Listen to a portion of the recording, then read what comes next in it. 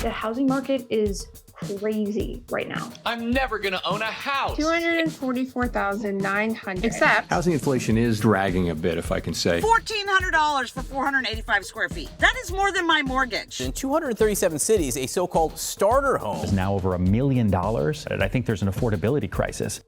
I myself want to buy a home, but I find that the places that would meet my needs either don't exist or are far outside of my price range. I want to understand why. And to do that, I started to read this book to better answer questions today like, why does it seem like housing will never be affordable? What do new housing types look like in our neighborhoods? And how do we actually build them? Will that negatively affect our economy? And most importantly, is there any hope for aspiring homeowners like us? This video will answer these questions and attempt to address some common concerns around building new housing. But if there's one thing that we can take away from this video right now, it's this. We need to radically rethink how we build housing in society today. If we do not change, the dream of turning a house into a home will stay out of reach for most of us. Let's get started. Housing is now less affordable than any other time in U.S. history. How do we expect our youth to get ahead? I mean, really.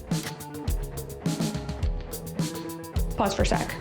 If amplifying stories like this one interests you and you're interested in sponsoring our work, then this is going to be the spot to do so. You see, Strong Towns is an advocacy media organization looking to improve on the suburban development pattern by implementing characteristics from a more traditional pattern that we used pre-World War II. Ads like these will always be labeled and read like podcast ad reads and won't have any oversight or influence over the stories that we tell. And with your support, we'll be able to continue to spread this message. Okay, back to the video. It's common knowledge that housing is a place of shelter, but it's also seen as an investment. Real estate in America is $1 trillion industry. Leverage your long-term investment potential While you live in your investment. This concept of housing serving us both as an asset and as a shelter is one that has been embedded into our society over the last 85 years. But today, it proposes a problem. This is what happened in 2008 when risky borrowers couldn't pay their mortgage. Many economists now believe this downturn will be the most severe since the recession of the early 1980s. The Dow plunged nearly 680 points today, or 7.7%. That is the largest single-day point loss ever. A day of chaos. This is more or less the same system that our housing market operates with today. After 2008, the response was focused on recovery, quickly looking for ways to stabilize banks and make sure that the economy didn't fall under. The sense of urgency to restore confidence in the market far outweighed efforts to address systemic issues with housing pricing stability. This is the cause and effect change that has led to this. The average right now in the United States is a home price that is about 6 times the median income. Americans are living at home as they grapple with high housing costs. When I think about having a small home again, I get very peaceful and happy, but I don't see it yet. As home prices continue to go up for us to get the best return on our investment, then that simultaneously makes the barrier to entry for people who don't have a home much higher over time.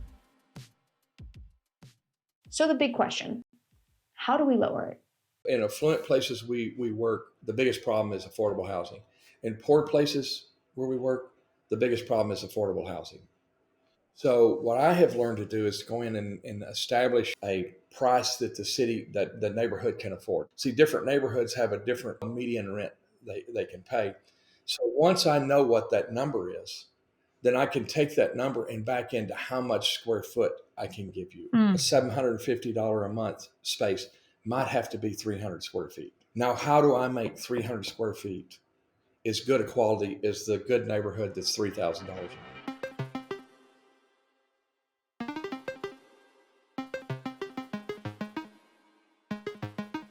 We need to rapidly add new housing units at affordable prices. And this is going to make that possible. But without understanding what that looks like, we won't be able to get there.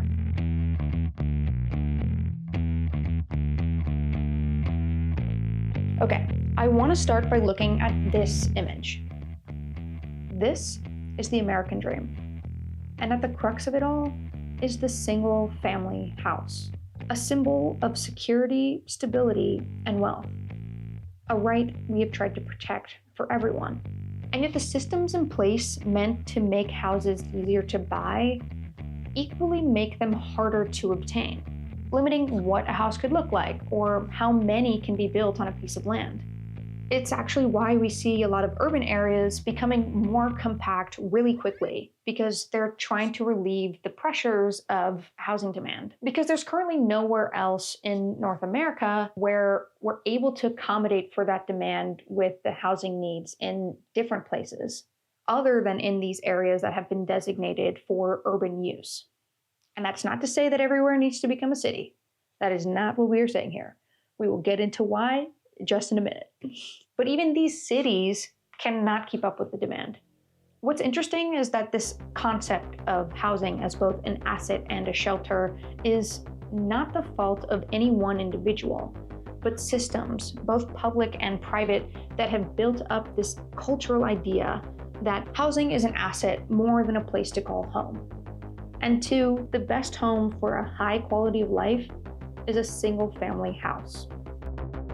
So you did pioneer a kind of complete soup to nuts menu of restrictions.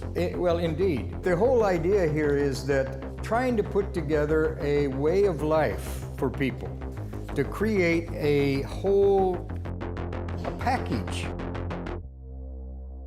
Now, this book advocates that the former does not need to be dismantled in order for us to add more housing units. But where we can really take action is focusing on changing the narrative of the latter. My parents bought their first proper house, and a few years after we were living there, we discovered that, unbeknownst to us, it was just infested with black mold. That would be a problem for anybody, but my dad is lethally allergic to black mold, so staying in that house was not an option for us. There were 6 of us at that time, my parents and 4 kids. It's not like we could just crash in someone's spare bedroom. We need to shift the mindset around what multi-unit properties can look like. Noah here for Strong Towns. Right across the street is a 4-plex apartment house, and right next to it is another duplex. Housing types like these are illegal to build in most of our town. What can give us something that meets the market, price per month, the dollar per month, and something at the same time can give us quality? We're gonna have to downsize the space. And it's harder to design a downsized space than it is a big space. Otherwise, if the city says minimum size of the apartments we'll let you build are 600 square feet, and you still got to rent them for $700 a month, what can I build? It's cheap junk.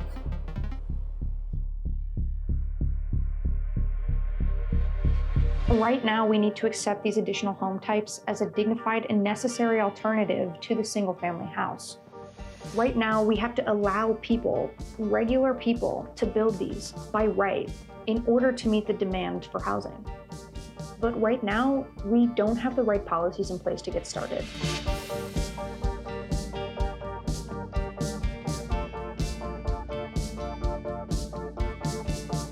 At the dawn of high modernism came the strong belief in the scientific perfectibility of society. It's this idea that if we build it right the first time and to a finished state, then it will last forever and remain untouched and beautiful. Although this was a well-intended idea, the reality of the suburban experiment some 60 years down the line shows how time reveals the impermanence of all structures. While consistent maintenance and proper funding allow our towns to face the only constant in life: change. Therefore, if we do not allow our neighborhoods to change over time, they will eventually stagnate. Look at this. Imagine stunting your growth at the age of 13. Sure, it's a necessary phase of growth, and you become more aware of the world and your surroundings, probably more so than you did between the ages of 0 and 10. But most of us were still pretty awkward. I've never been snowboarding before in my life. Right now, our zoning policies have our towns trapped in one stage of growth. And our mindset around how a neighborhood should grow is that it shouldn't. It should never change. Based on your work as a developer, can you describe some of the local regulations that you see hindering the development and construction of housing? Permitting fees, inspection fees, zoning difficulties on a local level. Every locality is unique in their needs, but these are some of the things that we see as developers and builders that are hindering developers from building affordable and workforce housing. Reducing barriers at the local level will increase the supply of affordable housing, namely addressing zoning, land use issues, and cutting red tape. Be it if your town is in its infancy, it's a child, or even in its preteen years, we're currently holding it back to become the confident young adults and adults that we wish them to be.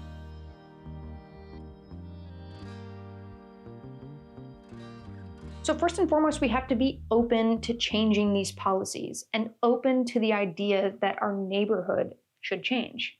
But understandably, saying that some of your neighborhoods have to change may cause you to have cold feet. People may need more examples, real-world examples, of what these new housing types would look like in their communities. Fortunately, my grandparents own a very old house. It was built in 1880, and they had a backyard cottage that had previously been a stable and where they kept their carriages. It had been renovated over the years, so we were able to live there for 4 years while my parents got back on their feet. It is our job to show people how this could benefit our lives collectively. This is a crisis that is touching all of us. Set policies where locals can own and do the work. If you have a big super block, don't let the developer make it into one lot. Keep the lots small. This idea of changing the neighborhood and adding a variety of new housing types is not with the aim of disrupting the neighborhood. It aims to allow families to have access to the dream of homeownership, the promise of stability, security, and wealth. If they didn't have this house as an option to move into, what do you feel that those alternatives would have been like? Now, the options would have been like take on a ton of debt to be able to buy a house, or we would have to move somewhere cheaper, which would have been out of state probably, and caused a lot of issues with my dad's job. Maya's story here is one small example of how this more traditional development style benefits people, a very small few still today, and act as a prime example as to why a mindset shift is so necessary for us to get these things built and fast. And I want to show you why. Take a look at these two example towns. On the left, this town was developed prior to zoning that favored single-family occupancy. On the right, we have the result of the post-World War II development pattern. In Town 1, if we needed to build more, we did so close to other amenities, not only for convenient access to other goods and services, but because it was going to be cheaper to hook up supply lines to main lines, rather than if they built them further apart. However, because of how Town 2 has been developed, even if we were ready to build more housing here, zoning restricts our ability to do so, and therefore we feel there is no choice but to expand or scale up. Rather than build out and develop on land that is untouched, making use of what we have slowly starts to build up a tax base that can cover the maintenance cost of usable public infrastructure. This helps spread the cost of public services across the community, instead of having a small amount of people paying for twice the amount of materials and services. Side note, expansions can still happen, they just are more proportional to our budget's ability to take on additional liabilities. Now, according to Zillow, we probably need somewhere between 4 million and 4.5 million new housing units to accommodate demand in the United States today. Now, commonly we hear 4 million units and we think, yeah, this is the best way to meet that demand. It takes between 1.5 to 2 years to build, and we're looking at roughly 80 to 100 new units for people to live in. If a city is able to build 3 of these in that 1.5 to 3 year time span, that's around 270 new units added to a market where demand continues to outpace supply. But let's see what incremental development would actually look like in the suburbs. Let's say in 1 square mile of this neighborhood, there are roughly 2,560 single-family houses on quarter-acre lots. Even if only 20% of homes in this area were to build an accessory dwelling unit or convert unused space to a unit for rent, that potentially adds 512 new units to the neighborhood in a discrete way, in half or less of the amount of time than it would take to build a 5/1 in the city. What would ensure if that 6 to 12 month time frame is accurate is if we could streamline permitting processes that allowed towns to replicate certain designs and grant people building permits faster too. Houses that regular people like you and me can build by right. I started working for Strong Towns, and then I went on a bike ride, and I was like, backyard cottage, is that a duplex? Like, I'd never like spotted them, like never considered it. They were just part of the fabric of the neighborhood, like they blend in. Small lots, keep a lid on it. Big developers won't build on it. You can actually establish a policy that actually creates that. That'd be 2 things. That's all you gotta do. And no parking for them. I mean, it'd be really simple to do. This is the most cost effective. This is what will allow our neighborhoods to adequately respond to housing demand today. But this cannot happen unless we embrace regulatory change. And regulatory change cannot get the support it needs unless we address these concerns. Reform needs to respect these dual roles while also fostering more responsiveness at the local level for housing demand. This feeling of helplessness is a self-imposed feeling. It is a self-imposed feeling that comes from being part of this trap. We have to work through traditional banks using 30-year mortgages. We have to work with the big construction companies who are going to tell us the land cost is so high and we need so much density. We're going to work with existing codes and building codes and zoning codes that say, here's the 6-month, 12-month, 24-month process we've got to use to get this approved. We don't have to live in that world. We don't have to be helpless. We actually have a lot of things that we can do to make this housing market work for us. And if we do them, it's not going to undermine the regular market. All of you sitting here with 30-year mortgages can continue to get them. All of you that want to buy single-family homes or live in apartments or build apartments can still do that. The regular market will still function. But over time, what we will see is that the market will start to become more responsive to you and to your ability to pay, and less sensitive to the overall macro impacts of the economy. Is there then any stories that stick out in your mind from individuals that you have been able to see their wealth be built back up directly from your projects? I have one that I really like. JC was a young Hispanic man who's raised by a single mom and had a barbershop. One day I met him and he wanted to open up another barbershop, and I helped him lease some space and open his second barbershop. And then I had a building with 2 retail units and 2 apartments on the back. And I said, why don't you buy this building from me? I'll loan you some of the down payment and I'll help you with the credit. Today, this young man, he's still in his 30s. He has 2 barber schools. He has 3 barber shops and owns several properties. And he mentors 15 to 25-year-old kids. It's not always about building more buildings. The dialogue we have around housing and the revolution we need to make it affordable are not separate actions. In other words, this only gains momentum when you, me, and the neighbor all agree on the importance of this response and develop a cultural shift around understanding this problem, that it's not solved by blaming the person who caused it, but rather by aligning on the response that we want to take in order to escape this housing trap. This is a big lift, but if you want more tools to help bring this message to your town, then consider becoming a member of Strong Towns so that we can better support you in doing that. Because if we really can shift this conversation in our society, there is hope that housing will be more affordable for all of us.